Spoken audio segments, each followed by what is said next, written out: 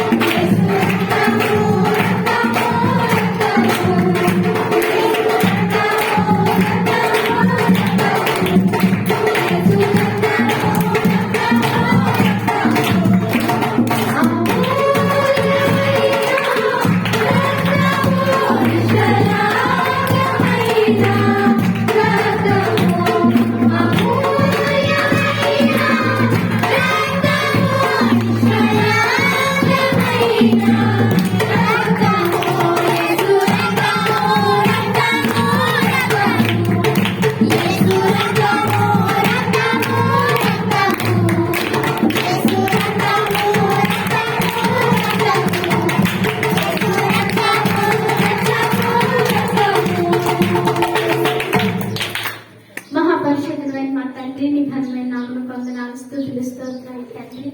నీ కృప చేత నీ రక్తాన్ని ఆశ్రయించి ఉన్నాం తండ్రి. నీకు స్తోత్రాలు.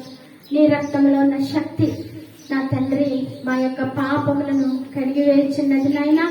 నీ రక్తంలో ఉన్న శక్తి మా పరిస్థితులన్నింటినీ మార్చగలిగినది తండ్రి. నీ రక్తంలో ఉన్న శక్తి మా పవిత్రతను తొలగించగలదు తండ్రి.